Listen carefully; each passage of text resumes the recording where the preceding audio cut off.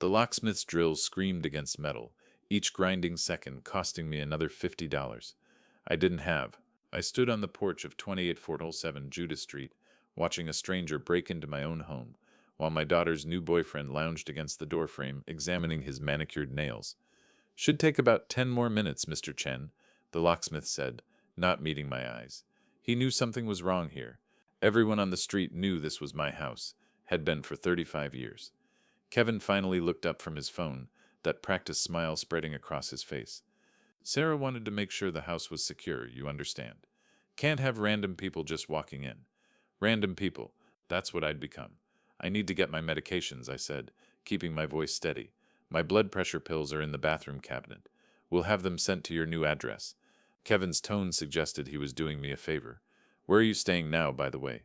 I didn't answer. The truth was, I'd spent last night in my car, parked at Ocean Beach, listening to the waves and trying to understand how I'd gotten here. How my daughter, my Sarah, whom I'd carried on my shoulders through Golden Gate Park, who'd gripped my hand during her mother's funeral, could lock me out of my own home. The drill stopped.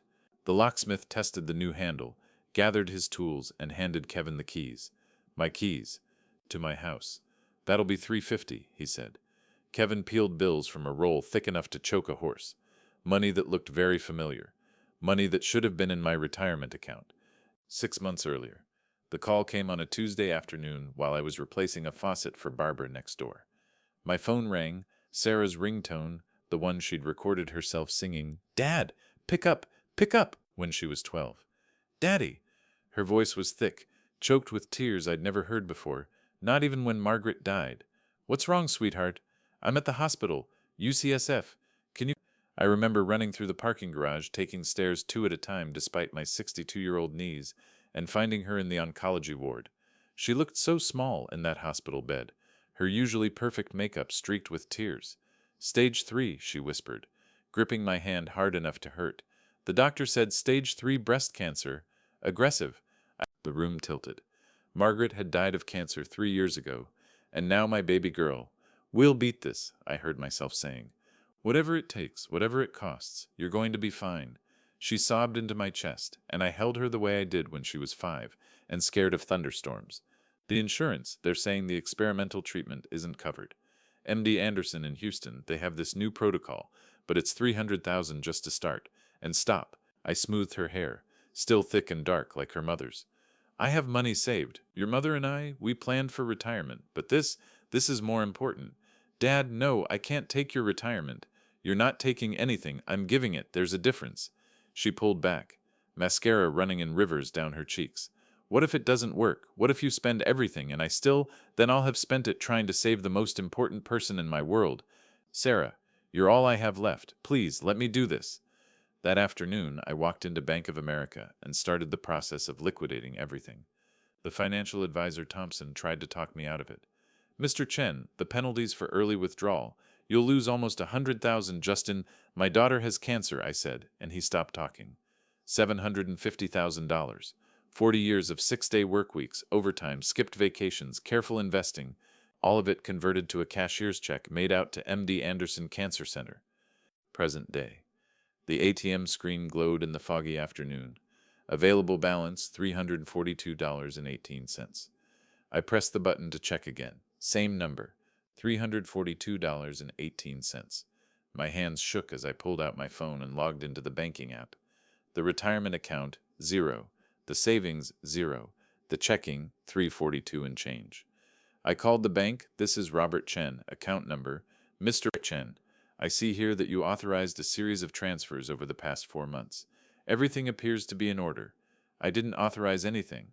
I need to speak to—" "The transfers were completed using your power of attorney documentation. Sarah Chen Morrison is listed as—" I hung up. Morrison. She'd never legally taken Kevin's name. When had she even married him? My phone rang. "Sarah." "Hi, Dad." Her voice was bright, cheerful. The voice of someone calling from a spa, not someone who'd supposedly just finished chemotherapy. "Kevin said you stopped by the house?" "Sarah, the bank accounts—" "Oh, I moved everything to higher yield investments. Much better returns than those dusty old index funds you had.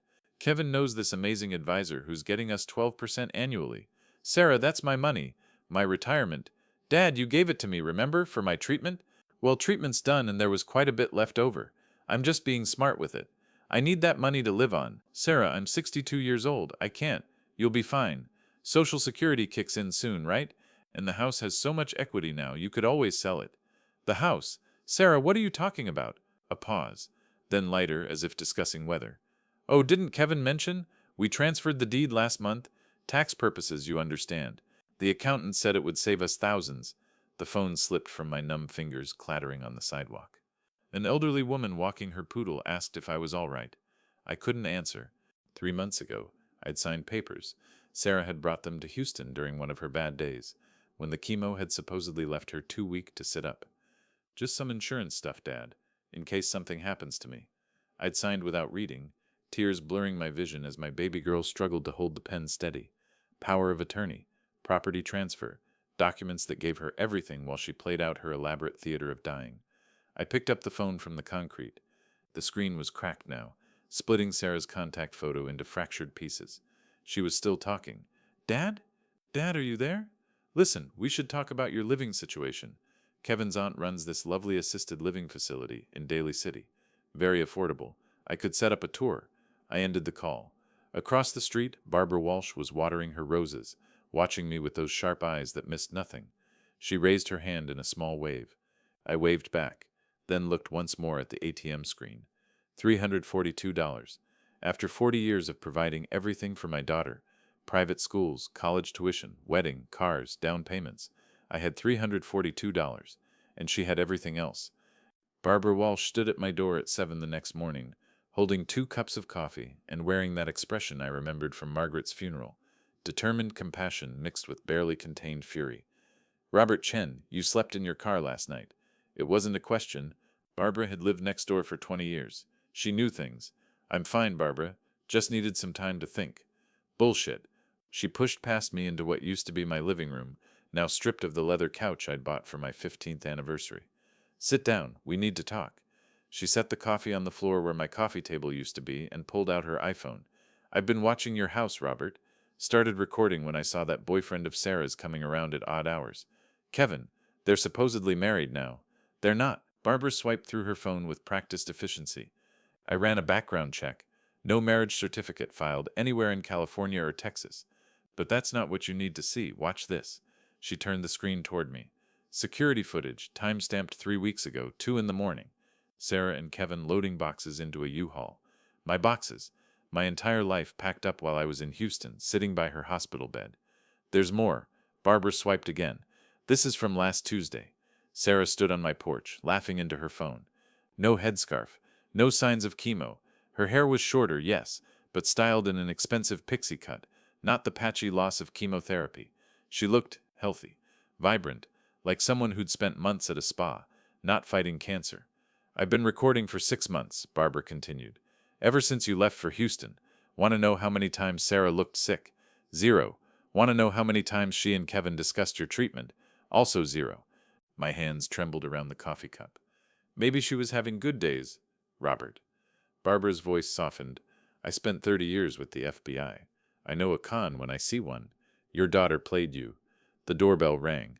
We both froze. That'll be my nephew, Barbara said, after checking her phone. Thomas asked me to let him in. Says it's urgent. Thomas Chen, my brother Michael's boy, stood at the threshold in his law school sweatshirt, laptop bag slung over his shoulder, looking like he hadn't slept. Uncle Robert, I've been up all night researching. He glanced at Barbara. Mrs. Walsh called me yesterday. Told me what happened. Tommy, you don't need to get involved. Yes, I do. He pulled out his laptop, settling on the floor with the ease of his 22 years. That power of attorney Sarah used, it's got problems. Big ones. He spun the screen toward me. Legal documents filled with highlighted sections. See this notary stamp? The notary public listed here. Jennifer Martinez had her license revoked 2 years ago. Fraud conviction. Any document she notarized after 2022 is automatically invalid. Hope flickered in my chest for the first time in days. There's more, Thomas continued. The property transfer deed, it requires 2 witnesses for someone your age. There's only 1 signature, and guess whose it is? Kevin Rodriguez, who, by the way, has quite the interesting history. Barbara leaned forward. Define interesting. 3 fraud convictions under different names. Kevin Rodriguez, Kevin Roberts, Konstantin Volkov. He's been running this game for years, targeting elderly parents through their adult children. I set down my coffee before I dropped it. Sarah knew? Uncle Robert? Thomas hesitated, then pulled up another screen. Sarah knew. In fact, Sarah Mikhail Chen doesn't just know. She's done this before. The room spun. 5 years ago in Seattle, a woman named Sarah Collins convinced an elderly man named George Hoffman that she was his estranged daughter, cleaned out $800,000 before disappearing. The real daughter lived in Japan, hadn't seen her father in a decade. That's not Sarah's middle name isn't Mikhail, it's Marie. Thomas turned his laptop toward me. A Washington state driver's license filled the screen. The face was unmistakably Sarah's, but younger, with blonde hair. Sarah Mikhail Collins. The fingerprints match, Thomas said quietly. I have a friend at Seattle PD. Unofficial check, but it's her. Barbara's phone rang. She answered, listened, then held it out to me. It's someone named Dr. Mitchell. Says you need to hear what he has to say. Dr. James Mitchell's office at UCSF Medical Center felt too bright, too clinical for the conversation we were having. He sat behind his desk, fingers steepled, looking every one of his 58 years. Mr. Chen, what I'm about to tell you, I could lose my license, but what your daughter did is beyond unconscionable.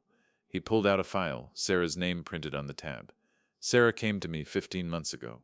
She did have cancer, stage 1, highly treatable. We performed a lumpectomy and mild radiation therapy. Total cost with insurance about $12,000. She was cancer-free within 3 months. But she told me stage 3. She said aggressive treatment. She asked me to falsify the documents. Offered me $50,000 to write up stage 3 paperwork for insurance fraud. I refused, reported it to the administration. But somehow she got the documents anyway. Forged but convincing enough. He pulled out another paper. This came to my attention last week. An insurance claim for $300,000, supposedly for her treatment at MD Anderson. But Mr. Chen, I called MD Anderson. Sarah was never a patient there. That's impossible. I visited her. I saw her in the hospital bed. You saw her in a bed. Did you ever see her receiving actual treatment? Ever meet her oncologist? See any medical equipment besides basic monitors? I thought back. Those long days in Houston, sitting beside her bed. She was always just resting. Always just finished with treatment. The nurses who came in only checked basic vitals, brought meals, nothing more. She rented a room, I whispered. She rented a hospital room and hired actors, or bribed real staff to play along. Dr. Mitchell leaned back. Mr. Chen, I've been investigating this for months. Your daughter isn't working alone. This is organized medical fraud on a massive scale. The FBI has been building a case, but they need someone on the inside, someone with standing to pursue charges. You want me to help the FBI investigate my own daughter? I want you to stop her before she destroys more lives. There are 12 other families we know of. Elderly parents, sick relatives, all convinced to hand over life savings for treatments that never happened. Barbara spoke up from beside me. Robert, I didn't tell you this, but I'm not really retired. I consult for the Bureau still, white-collar crime division. We've been tracking Kevin's network for 2 years. I looked between them. You knew? You knew what Sarah was doing and you let me? We suspected. We couldn't prove anything until now. And Robert, Barbara's voice was gentle. We didn't know Sarah was your daughter. She's been using different names in every city. Thomas cleared his throat. Uncle Robert, there's something else. I've been tracking the money transfers. The $750,000 you gave Sarah, it's been moving. In the last week, huge chunks have been transferred to offshore accounts. But here's the thing. They're not in Sarah's name. They're in Kevin's. She's stealing from Kevin, or Kevin's stealing from her. Either way, their partnership is falling apart. And when thieves fall out, they make mistakes, Barbara finished. Robert, I know this is devastating, but you have a choice. You can walk away, accept the loss, try to rebuild, or you can help us stop them. I thought about the $342 in my account, the house I'd lost, the retirement I'd worked 40 years to build. Then I thought about George Hoffman in Seattle, 12 other families Barbara mentioned. How many more victims would there be? What do you need me to do? Dr. Mitchell pushed a business card across the desk. There's someone you need to meet, Special Agent David Kim. He's been lead on this case. I almost laughed. Korean-American FBI agent named David Kim. What are the odds? Actually, Barbara smiled grimly. He specifically requested this case when he learned about your involvement. His father was one of George Hoffman's friends. He's got a personal stake in this. Thomas was typing rapidly on his laptop. Uncle Robert, I just found something. Sarah's Instagram. She posted 2 hours ago. He turned the screen. Sarah stood on a beach in Cabo San Lucas, raising a champagne glass to the camera. The caption read, "Celebrating life, cancer-free, and living my best life. Thanks to everyone who supported my journey." The comments were full of red hearts and crying emojis. Hundreds of people congratulating her on her recovery. People who had no idea they were celebrating a lie built on her father's ruins. "When do I meet Agent Kim?" I asked. Barbara checked her phone. "He can see us in an hour." "Robert, I need you to understand something. Once you start this, there's no going back. Sarah will know you're coming for her. She'll fight dirty." I stood up, surprising myself with how steady I felt. For the first time in days, I had purpose, direction. "She already fought dirty. She pretended to have cancer, Barbara. She looked me in the eye while I cried about possibly losing her, knowing it was all a performance. She watched me sign away my entire future to save her life, knowing her life was never in danger." I picked up Agent Kim's card. "I'm not just going to stop her, I'm going to make sure she never does this to anyone else again." Thomas closed his laptop. "Then we better get started. Sarah's smart, but she made one crucial mistake." "What's that?" "She underestimated you. She thinks you'll just accept this, be the devoted father who forgives everything. She doesn't know you're Margaret Chen's husband, and Auntie Margaret never backed down from a fight. He was right. Margaret would have been horrified by what Sarah became, but she also would have told me to stand up, dust off, and fight back." "Let's go meet Agent Kim," I said. As we left Dr. Mitchell's office, my phone buzzed. A text from Sarah. "Dad, stop being dramatic. Let's talk about this like adults. I'll explain everything over dinner, my treat." I deleted it without responding. The time for talking was over. The live stream started at 8 p.m. on a Thursday. I was sitting with Agent David Kim in his office, reviewing financial records, when Thomas burst through the door, laptop in hand. "Uncle Robert, you need to see this, now." Sarah's face filled the screen, perfectly lit by a ring light, tears streaming down her cheeks in a way that seemed almost rehearsed. The viewer count was climbing fast. 50,000, 70,000, 90,000. "I never thought I'd have to make this video," she began, her voice breaking at just the right moments. "But I need to tell my truth about surviving cancer and surviving my father." Agent Kim immediately started recording on his phone. "This is evidence. Keep watching. Throughout my treatment, when I was at my weakest, my father held financial power over me like a weapon." Sarah dabbed at her eyes with a tissue. "Yes, he paid for treatment, but every dollar came with strings, control, demands. When I finally got healthy enough to say no to his manipulation, he lost it." The comments were pouring in faster than I could read them. Hearts, angry faces, messages of support. The viewer count hit 200,000. "He's now trying to destroy my life because I won't let him control me anymore. He's making false accusations, trying to turn my family against me. This is what financial abuse looks like, survivors. When you're sick, vulnerable, and someone uses money to—" I couldn't listen anymore. But Agent Kim grabbed my arm. "Wait, look at the production quality. Professional lighting, multiple camera angles, scripted responses. This isn't spontaneous. Someone's producing this." He was right. As Sarah continued her performance, the camera would occasionally cut to different angles, showing medical documents on a table, a photo of her in a hospital bed, even what looked like security footage of me at her door. "He's been harassing me," Sarah continued, "showing up at my house, threatening me, trying to take back gifts he freely gave. I'm scared for my safety." The viewer count passed 500,000. Then something strange happened. The stream started getting promoted by verified accounts, influencers with millions of followers, news outlets, victim advocacy groups, all within minutes. "That's not organic reach," Agent Kim muttered, typing rapidly. "Someone's paying for this amplification. Big money." By the time Sarah signed off with a plea for donations to her Recovery and Healing Fund, 2.3 million people had watched. The donation ticker showed $47,000 raised in 1 hour. My phone hadn't stopped buzzing. Calls from Michael, from colleagues, from numbers I didn't recognize. Then Barbara's name appeared. "Robert, don't come home. Someone spray-painted your house. It's bad." I drove back to Judah Street with Agent Kim following in an unmarked car. The word abuser covered my garage door in red paint that looked like blood in the streetlights. My front windows were shattered, garden destroyed, Margaret's lemon tree chopped down to a stump. "We'll have a unit watch the house," Agent Kim said, photographing everything. "This is witness intimidation. This is more than intimidation." Barbara emerged from her house carrying a baseball bat. "3 men were here an hour ago. I got them on camera, but they knew exactly where my cameras were." Avoided showing their faces. My phone rang. An unknown number, but something made me answer. "Mr. Chen, please don't hang up." My name is Emma Rodriguez. I'm Kevin's sister. The voice was young, scared. Agent Kim nodded for me to keep her talking while he traced the call. I'm at a Starbucks in the Mission. Can you meet me, please? You're in danger, and it's worse than you know. Why should I trust you? Because in about 10 minutes they're going to firebomb your car. Kevin just sent the order. I heard him on the phone. Agent Kim was already on his radio, calling units to my location. Sure enough, a van pulled up 3 houses down. 2 men got out, one carrying something that glinted in the streetlight. FBI, freeze! The scene exploded into chaos.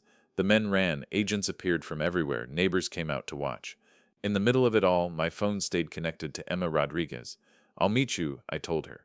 The Starbucks on Valencia was nearly empty at 11 p.m. Emma Rodriguez looked nothing like her brother. Where Kevin was all sharp angles and calculated charm, she was soft, young, terrified. 17 years old with the weight of terrible knowledge in her eyes. I shouldn't be here, she said as soon as I sat down. Agent Kim positioned himself at a nearby table, pretending to work on his laptop. If Kevin finds out, why are you helping me? Because he's going to kill you. She said it matter-of-factly, like stating the weather. Not directly. Kevin never does anything directly. But you're going to have an accident. Car crash, maybe. Home invasion gone wrong. Something that can't be traced back. Because of $700,000. Emma laughed, but there was no humor in it. Mr. Chen, Kevin's organization moved $700,000 in a slow week. This isn't about money anymore. It's about what you know. What do I know? She pulled out her phone, showed me a photo. It was an organizational chart, like something from a corporate presentation. But the names at the top made my blood run cold. Viktor Kozlov, the Russian mob connection Barbara had mentioned. Kevin's not just some con artist dating your daughter, Emma explained. He's middle management in something huge. They target elderly parents through their adult children. 12 cities, hundreds of victims. But here's the thing. Sarah's not supposed to know about the organization. Kevin was supposed to dump her after the score. But he didn't. He fell for her. Or she's playing him better than he's playing her. Either way, she knows too much now. And when Kevin's bosses find out she's been live streaming, drawing attention, Emma shuddered. They don't like attention. You're his sister. Why are you? Foster sister. He got me out of a bad situation 5 years ago, and I've been stuck ever since. But I can't watch anymore. Mrs. Patterson in Phoenix. She reminded me of my real grandmother. After Kevin's crew took everything, she killed herself. Left a note saying she couldn't face her grandchildren after losing their college funds. Agent Kim had moved closer, no longer pretending not to listen. Emma continued. There are 3 more operations planned this month. San Diego, Portland, Vegas. All the adult children are already in position, already working their parents. Sarah's teaching them her cancer playbook. Sarah's involved in training others? She wrote the manual, Medical Manipulation for Maximum Yield. She's like their star employee. That live stream tonight? That wasn't just about you. It was a demonstration for the others. Show them how to flip the narrative. Make the parent look like the villain. My phone buzzed. Sarah again. Dad, I'm sorry about the house. Some of my followers got carried away. This could all stop if you'd just back off. Emma saw the text. Don't respond. Everything you write gets screenshotted, edited, posted out of context. That's phase 2 of the playbook. What's phase 3? Escalation until submission or elimination. Agent Kim finally approached our table. Miss Rodriguez, would you be willing to testify? We can protect you. You can't protect me from Viktor Kozlov. No one can. But she pulled out a USB drive, slid it across the table. Everything's on here. Account numbers, victim lists, the whole network structure. I've been collecting it for 2 years, waiting for someone with the power to use it. Why me? I asked. Why trust me? Emma smiled sadly. Because you're the first parent who didn't just roll over and accept it.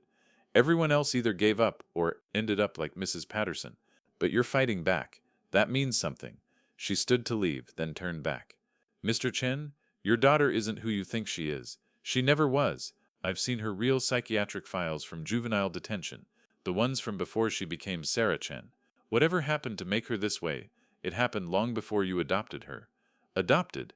Sarah's not adopted. She's my biological— No, Emma said quietly. She's not. Kevin had a DNA test done when they first met. Standard procedure in their world, making sure partners don't have leverage. Sarah Chen isn't your biological daughter. She just played the role so well everyone forgot it was a performance. The Starbucks floor seemed to tilt. Agent Kim steadied me with a hand on my shoulder. Emma disappeared into the San Francisco night, leaving me with a USB drive and the ruins of everything I thought I knew about my family. The preliminary injunction hearing was scheduled for February 14th, Valentine's Day. The irony wasn't lost on me as I sat in the courtroom beside David Kim, who transitioned from FBI agent to my attorney with surprising ease. Your Honor, David addressed Judge Patricia Williams, we're seeking immediate asset freeze and return of fraudulently obtained funds. The evidence clearly shows manipulation of a vulnerable elderly parent through false medical claims. Sarah sat across the aisle, wearing a conservative navy dress I'd never seen before, her hand resting on a manila folder. Kevin beside her, designer suit perfectly tailored, looking every inch the successful entrepreneur instead of the criminal he was. Your Honor, Sarah's attorney, a shark named Morrison who'd probably cost more than my annual salary, stood up. My client was legitimately gifted these funds by her father for medical treatment. She has every right to invest those funds as she sees fit. The power of attorney documents are clear. The notary on those documents was convicted of fraud, David countered. They're invalid. A technicality we're disputing. The intent was clear. Mr. Chen wanted his daughter to have control during her medical crisis. Judge Williams reviewed the documents, her expression unreadable. Then she looked up. I'm granting the preliminary injunction. Miss Chen, you're ordered to return all funds taken from your father's accounts within 30 days. Any transferred assets must be recovered and returned. My heart soared.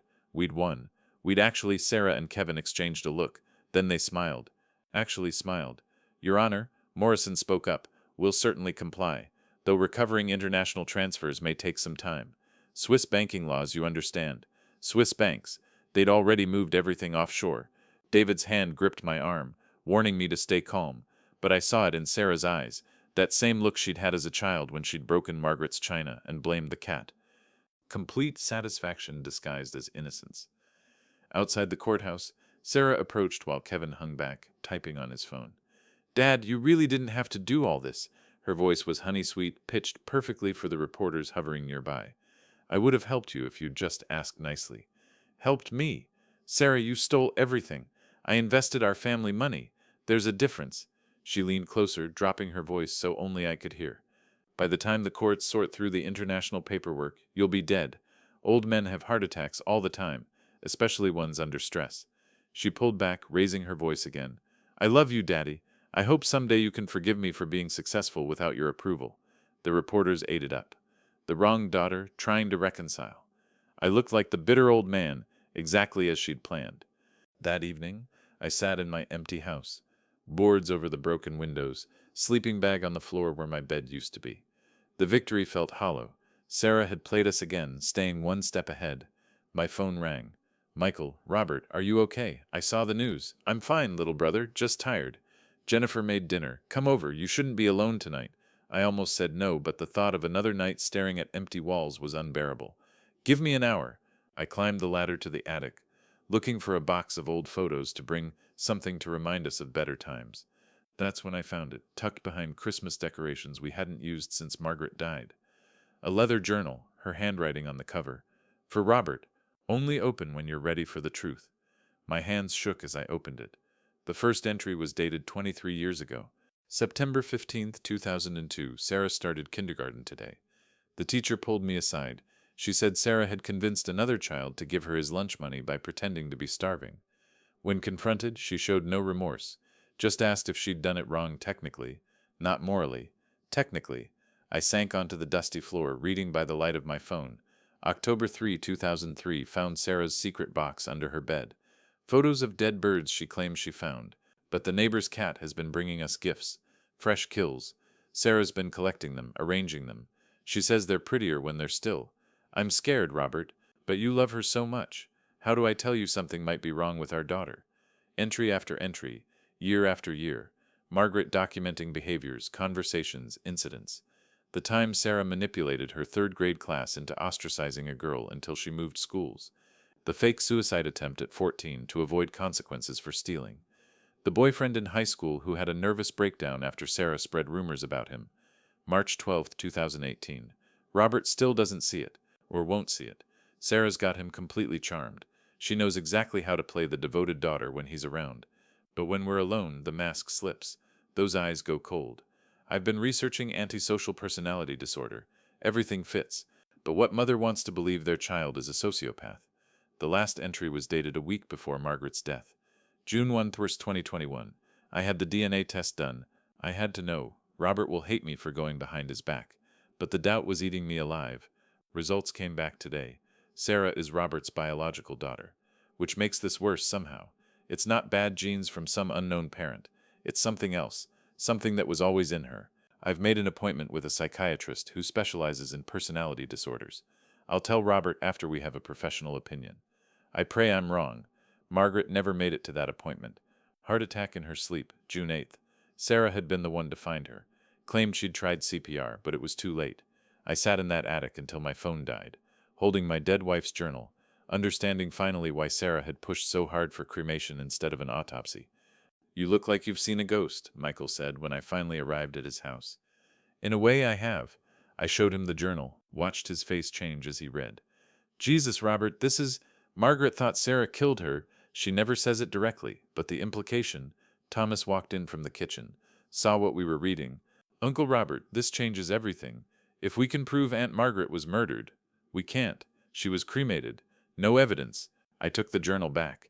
But Emma Rodriguez was wrong.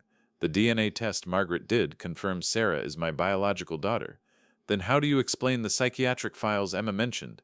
The juvenile detention? I can't. Unless... My phone, now charged in Michael's kitchen, buzzed with a text from Barbara. Check your email now. The attachment was a video file. Security footage from what looked like an upscale restaurant. Sarah and Kevin at a private table. But they didn't know about the camera. The audio was surprisingly clear. The old man actually thinks he won something today.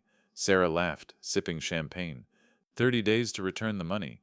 Too bad it'll take my Swiss bank at least 90 to process international court orders. You're brilliant, babe. Kevin raised his glass. How much did we clear? From Robert? $750. From the insurance fraud? Another $300, plus the GoFundMe and live stream donations. We're at about $1.2 million. Our biggest score yet. Sarah's expression changed, became calculating. Actually, it's my biggest score. See, there's something you don't know, Kevin. What do you mean? Your startup. MedTech Innovations or whatever bullshit name you gave it. I've been having Thomas, my sweet naive cousin, do some legal research for his law school project.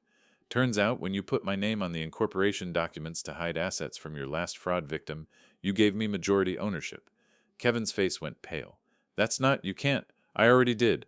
Board meeting yesterday. You were voted out. The $5 million in venture capital you raised? It's in my personal account now. Well, my Cayman Islands account. You fucking bitch. Kevin lunged across the table, but Sarah was already standing, stepping back. Careful, Kevin, we're in public. And I've got my own connections now. Viktor Kozlov was very interested to learn you've been skimming from the organization. 20% off the top of every score? That's bold. Stupid, but bold. You told Viktor? I told him everything. Your skimming, your side deals, that FBI informant you didn't know I knew about. What was her name? Emma? Your sweet little foster sister? The video ended there. Barbara had attached a note. Restaurant owner owed me a favor. This was recorded 2 hours ago. Thomas was already pulling up corporate records on his laptop. She's right. Sarah owns 70% of MedTech Innovations. She played Kevin from the beginning. She's not just a victim who became a criminal, I said slowly, understanding finally dawning. She was never a victim at all. She's been the predator all along. Agent Kim arrived an hour later with Dr. Mitchell and Barbara. We sat around Michael's dining table like a war council. We have enough to take down Kevin and his network, Kim said. But Sarah's insulated herself. Everything traceable leads back to Kevin. What about the murder? I asked. Margaret's death? Without a body, without physical evidence, it's just speculation. We need Sarah to confess, or we need proof she's still actively committing crimes. Dr. Mitchell spoke up. I might have something. Sarah called me yesterday. Wanted my help with a new scheme. Teaching other con artists how to fake medical records. She offered me a partnership. Said I could make millions. You recorded it? Every word. But here's the interesting part. She mentioned she's been doing this since she was 15, long before she was Sarah Chen. I looked up sharply. What do you mean before she was Sarah Chen? Dr. Mitchell pulled out a file. I did some digging after Emma mentioned juvenile records. There was a girl in Seattle named Sophie Collins. 15 years old, convicted of fraud and identity theft. Spent 3 years in juvenile detention. She was released when she turned 18, record sealed. But look at this photo from the detention center. It was Sarah. Younger, with different hair, but unmistakably her. Sophie Collins was arrested for convincing 3 different families she was their long-lost daughter. She'd research obituaries, find families who'd lost young children, then show up years later claiming to be that child. DNA tests proved she wasn't related to any of them. But the DNA test proved she is my daughter, I protested. Thomas had been typing furiously. Uncle Robert, when was Sarah born? March 15th, 1990. And when did you and Aunt Margaret get married? June 1989. Was Aunt Margaret pregnant at the wedding? No, we tried for years. Sarah came along after fertility treatments. I stopped. The room was too quiet. What are you not telling me? Thomas turned his laptop toward me. There's no birth certificate for Sarah Chen dated March 1990. But there is one for Sophie Collins, born March 15th, 1990 in Seattle. Mother unknown, father unknown. Adopted by the Collins family at age 2, then disappeared from their home at age 12. That's impossible. I was there when Sarah was born. I held her in the delivery room. But even as I said it, I remembered. Margaret's difficult pregnancy. The emergency C-section. Being rushed out of the room, only seeing Sarah hours later, cleaned and wrapped in hospital blankets. Barbara placed a hand on my shoulder. Robert, I think we need to do a new DNA test. A proper one. Because I'm starting to think the test Margaret did was tampered with. And if Sarah isn't your biological daughter, then she's been running the longest con of all. Agent Kim finished. She's been playing your daughter for 35 years. I stood up abruptly, needing air, needing space to think. Sarah, or Sophie, or whoever she really was, had constructed an entire life as my daughter. Every birthday, every Christmas, every father-daughter dance had been a performance. But then I thought about the journal. Margaret knew something was wrong but confirmed the DNA match. Unless, the psychiatrist, I said suddenly. Margaret made an appointment with a psychiatrist the week she died. We need to find out who. On it, Barbara said, already dialing. I walked to Michael's window, looking out at the San Francisco skyline. Somewhere out there, my daughter, or the woman pretending to be my daughter, was celebrating her victory. She thought she'd won everything, but she'd made one mistake. She'd taught me her playbook. And now, for the first time since this nightmare began, I wasn't reacting to her moves. I was ready to make my own. David, I said, turning back to the room, what would it take to set up a sting operation? Make Sarah think she's won completely, then catch her in the act of her next con. Agent Kim smiled grimly. Now you're thinking like an investigator. What did you have in mind? Sarah thinks I'm broken, defeated. What if we let her believe that? What if I publicly surrender? Give up the legal fight, even apologize? She'll get overconfident. And overconfident criminals make mistakes, everyone said in unison. The War Council continued past midnight, planning every detail. Sarah had awakened something in me I didn't know existed. Not the devoted father anymore, but something harder, smarter. She'd created her own worst enemy, and she didn't even know it yet. The call came at 3 in the morning. Jennifer's voice, hysterical and broken. Robert, Michael's in surgery, they said. They said he might not make it. The card just came out of nowhere. I was already pulling on clothes, hands shaking. Which hospital? UCSF. Robert, the police said his brake lines were cut. This wasn't an accident. The drive to the hospital was a blur of red lights and empty streets. Thomas met me in the emergency room, his law school composure completely shattered. Dad's in surgery, they said, his spine. Uncle Robert, he might never walk again. I held my nephew as he sobbed, feeling rage build inside me like pressure in a boiler. First Margaret, now Michael. Sarah was systematically destroying everyone I loved. Agent Kim arrived within minutes, Barbara right behind him. We've got units at the scene, Kim said quietly. Definitely sabotage, professional job. This has Victor Kozlov's signature all over it. Where's the protection you promised? I snarled. You said you'd keep my family safe. Robert. Barbara's voice was steady, calming. Getting angry won't help, Michael. We need to think. Why now? Why escalate to attempted murder? Before anyone could answer, my phone buzzed. Sarah, a video message. Her face filled the screen, but she wasn't alone. Behind her, tied to a chair with duct tape over her mouth, was Emma Rodriguez, the 17-year-old girl who'd risked everything to warn me. Hi, Dad, Sarah said cheerfully. I heard about Uncle Michael's accident. So tragic. Cars can be so dangerous, especially older models with worn brake lines. You really should have helped him get a newer car. Emma's eyes were wide with terror above the tape. Now, I have a friend here who's been saying some very unkind things about me. Making up stories, sharing private business information. That's called defamation, Daddy. And corporate espionage, both very serious crimes. Sarah walked behind Emma, running her fingers through the girl's hair. Emma flinched. Here's what's going to happen. Tomorrow morning, you're going to hold a press conference. You're going to apologize for your false accusations against me. You're going to admit you were confused, that the cancer and stress made you paranoid. You're going to drop all legal action. She yanked Emma's head back. The girl whimpered through the tape. If you don't, little Emma here goes for a swim in the bay, and then maybe Cousin Thomas has an accident too. Maybe Barbara's house has a gas leak. So many possibilities. The video ended. 30 seconds later, a link appeared. Sarah was live streaming again. But this time was different. This wasn't the polished, produced content from before. This was Sarah in what looked like a home office, speaking directly to the camera without scripts or editing. Family trauma is real, she was saying to her audience. I'm sharing something deeply personal tonight. My father isn't actually my biological father. My blood went cold. I recently discovered through genetic testing that my mother had an affair 36 years ago. My real father was her colleague at the bank where she worked. Robert Chen raised me believing I was his, but the DNA doesn't lie. She held up documents. Even from the phone screen I could see they looked official. Lab letterheads, test results, percentages. This explains so much about why he's turned on me now. He found out I'm not really his daughter, and suddenly all that love just evaporated. He wants his money back because I'm not his real family. The comments were exploding, her followers rallying to support her, calling me a monster for abandoning my non-biological daughter. She's destroying your reputation completely, Thomas said, watching over my shoulder. No, Barbara said slowly. She's overplaying her hand. Look. She pulled out her laptop, fingers flying across the keyboard. I've been monitoring her streams through FBI software. This isn't going to her usual 1 million followers. She's blocked from the main platforms after our fraud reports. This is maybe 50,000 people on a backup site. Still 50,000 too many. Robert, I need to tell you something. Barbara turned the laptop toward me. I wasn't just your neighbor all these years. I was assigned to watch this house. What? 20 years ago, the FBI got a tip about a con artist ring targeting elderly homeowners in this neighborhood. I moved in to investigate. The case went cold, but I liked the area, so I stayed.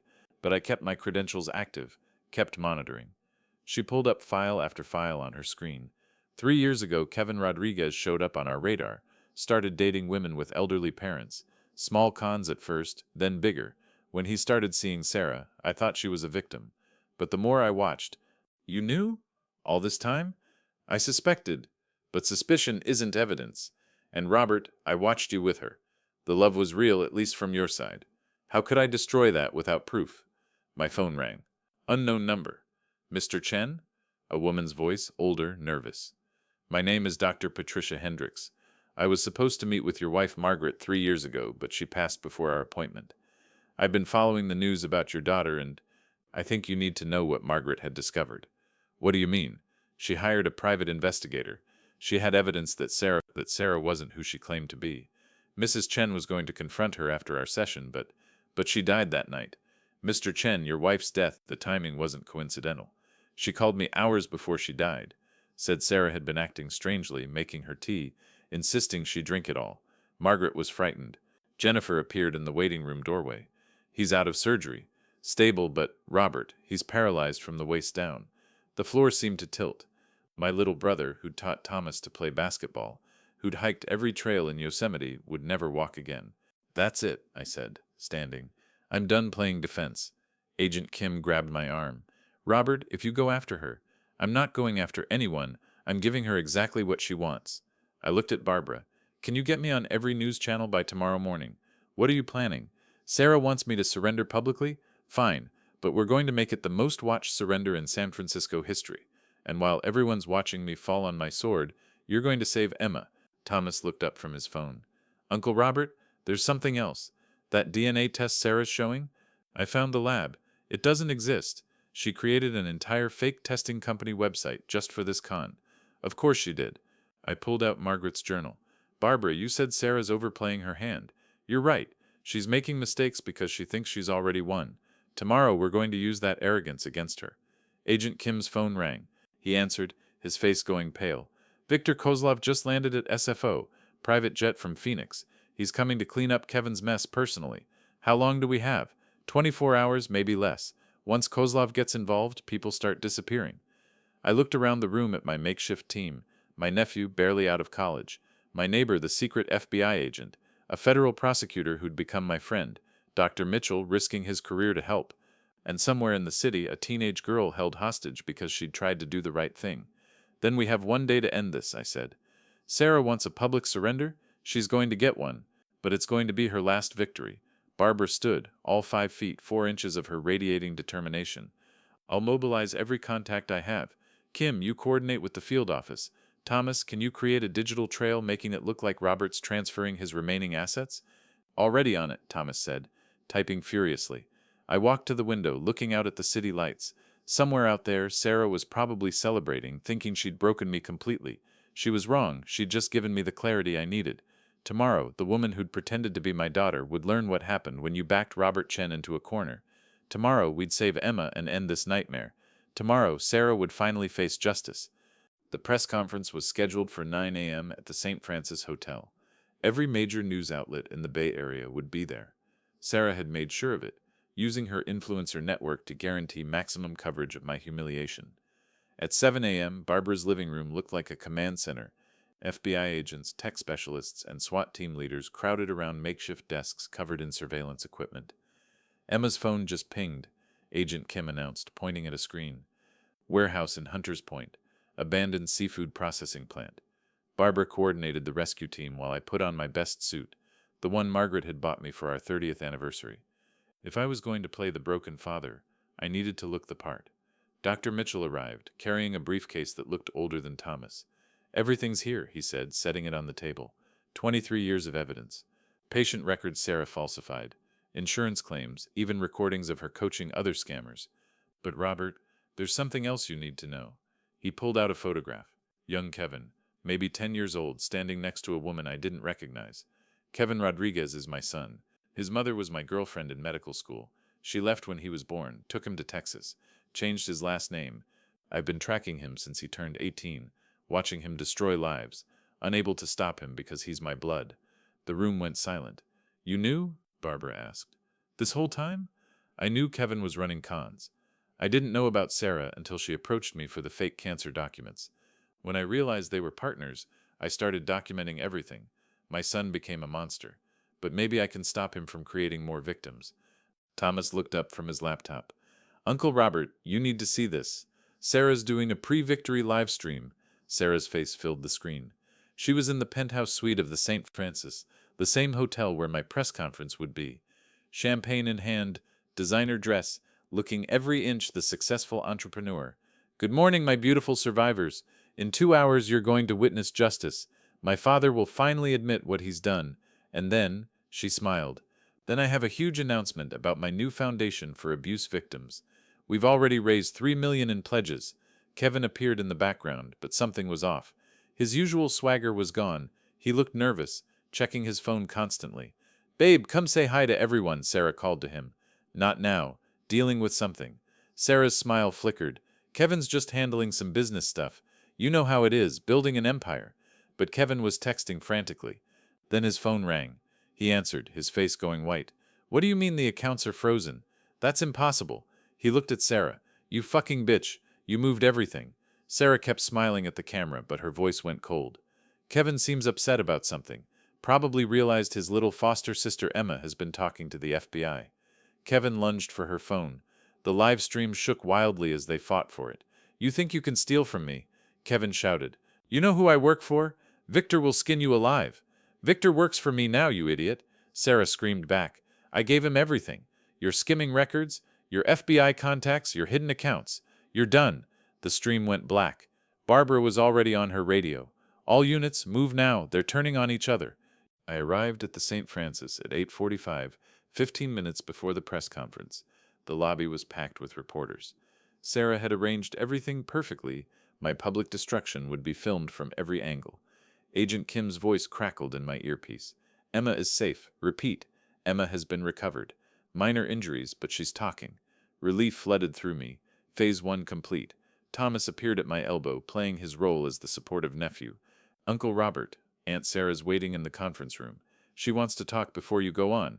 We walked through the lobby, past the reporters already setting up. The conference room was supposed to be private, but Barbara had confirmed Sarah had hidden cameras everywhere.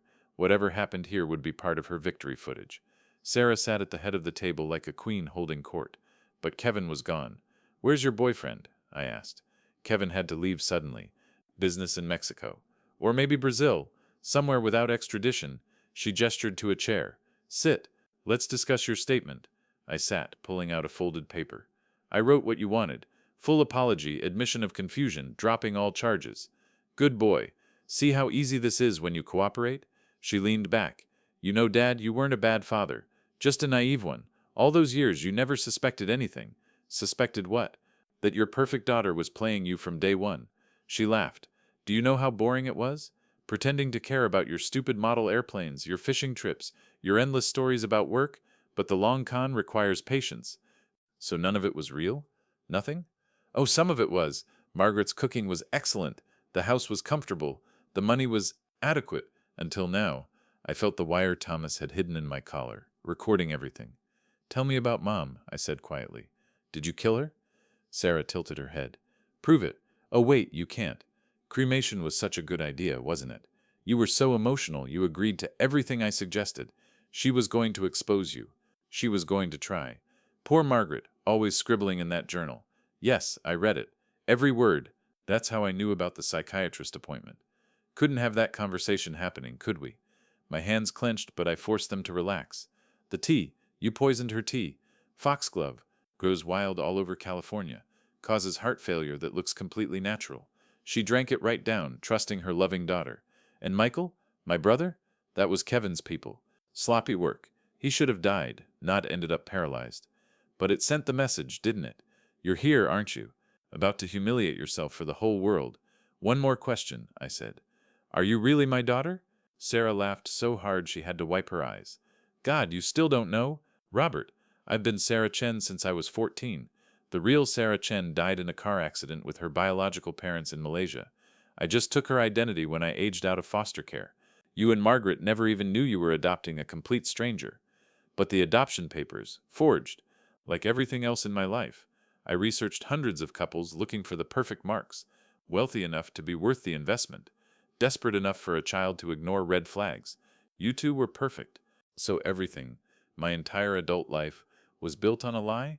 The best lies are the ones people want to believe. You wanted a daughter so badly you never questioned the inconsistencies. Margaret was smarter, but by then it was too late. I stood up slowly. Thank you for telling me. Oh, we're not done. Sit down, you still have a press conference too. The door burst open. FBI agents flooded in, weapons drawn.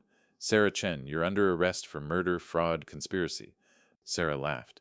You're arresting me based on what? A conversation? I was clearly making things up to hurt my father. Everyone knows I'm dramatic. Agent Kim smiled. Actually, we're arresting you based on Emma Rodriguez's testimony, Dr. Mitchell's evidence, and the $5 million you just transferred from Kevin's accounts to yours. That last transfer triggered federal banking alerts. You've been caught red-handed. Sarah's face went pale. That's impossible. Those accounts were encrypted by your partner Kevin, who just made a deal with the FBI, Barbara said, entering the room. He's giving up everything. The network, Victor Kozlov, and you. Especially you. Thomas pulled out his laptop.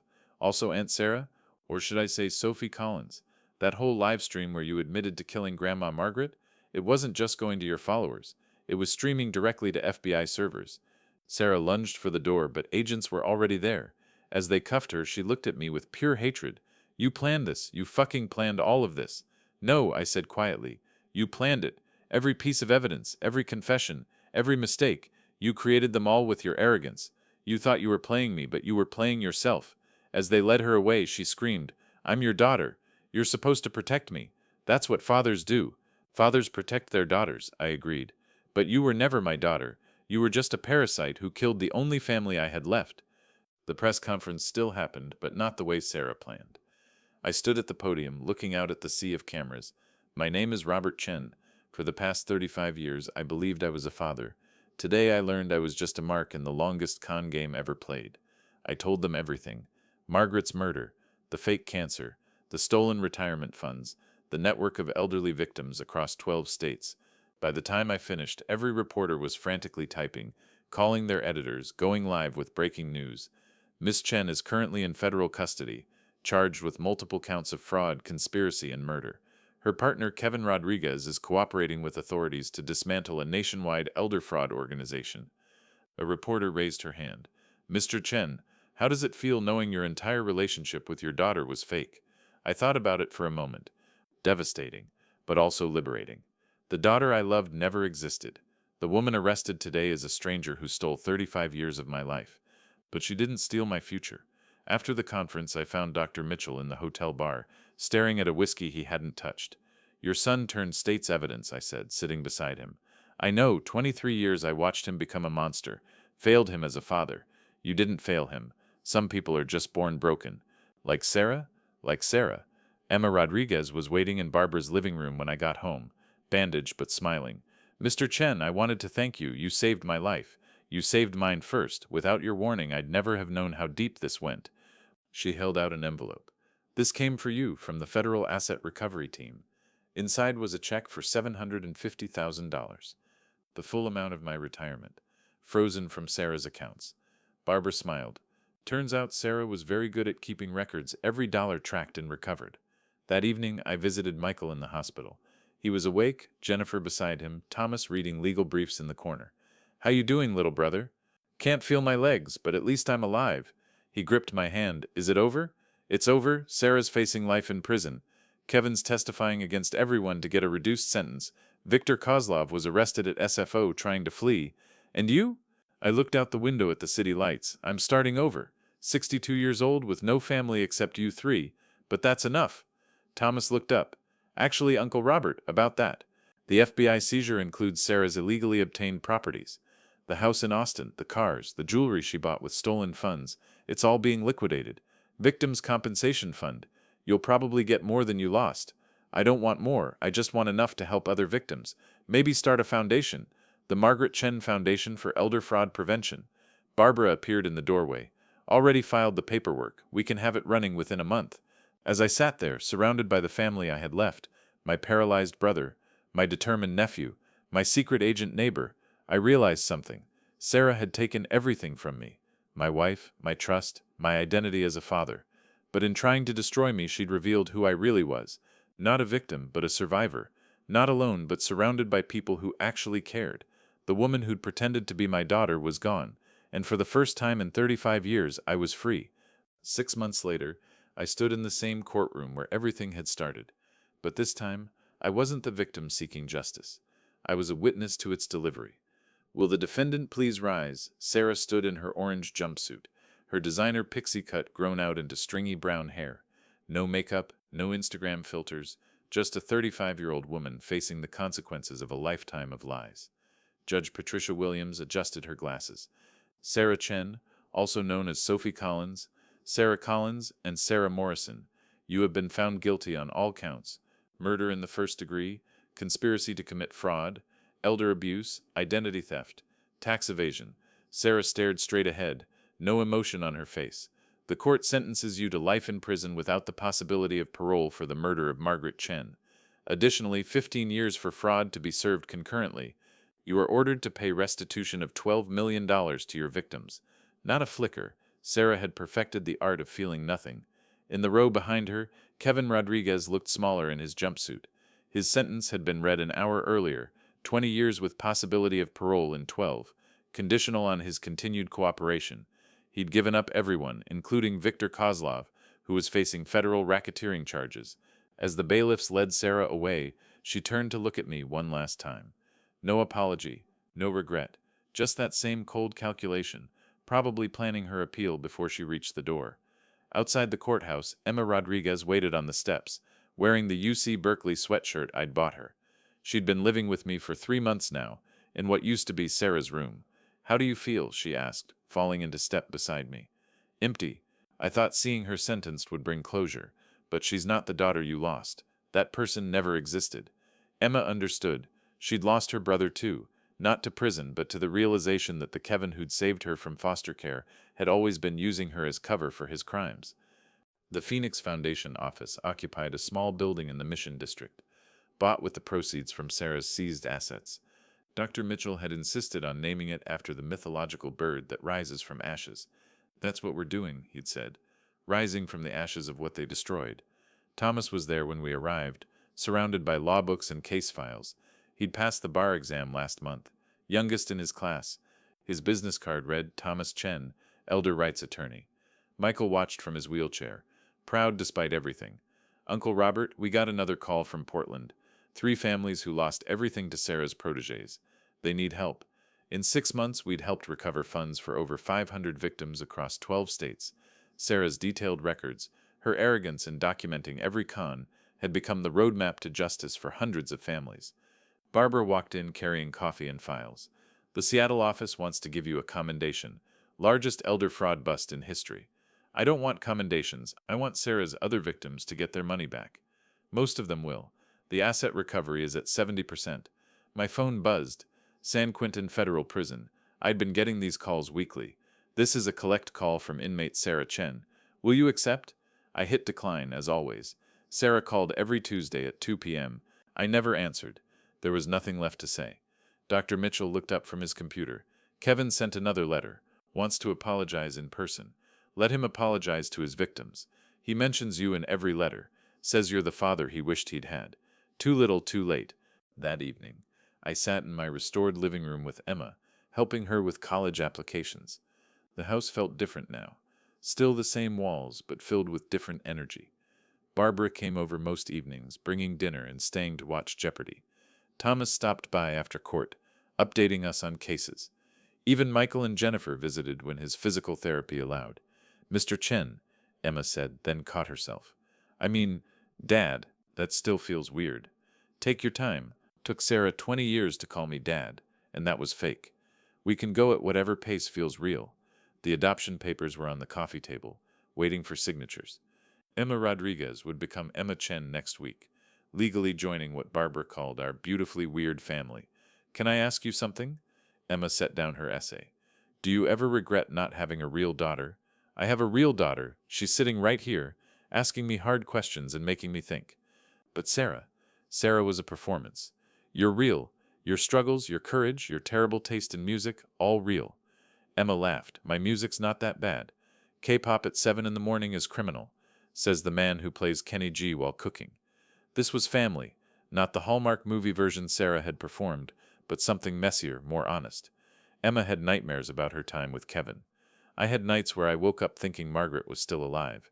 We were both broken in different ways, healing at different speeds. Sunday morning, I stood in the driveway with Emma and a used Honda Civic I'd bought for her 18th birthday. Okay, remember what I taught you. Check your mirrors, signal before turning, and always assume everyone else on the road is trying to kill me. You've mentioned that about 50 times. It's important. Emma adjusted the seat and mirrors, then looked at me. Was this weird for you? Teaching Sarah to drive?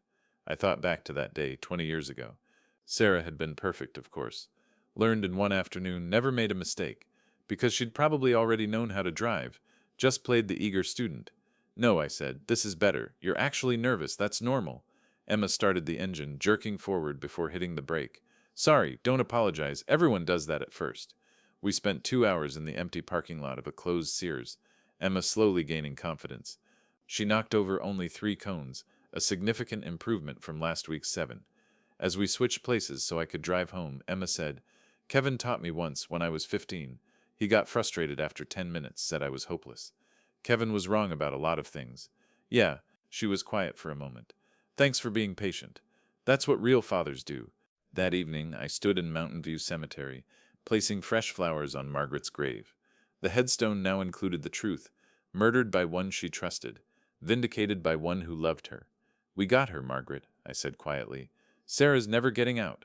Your journal helped convict her. You saved all those families, even after death.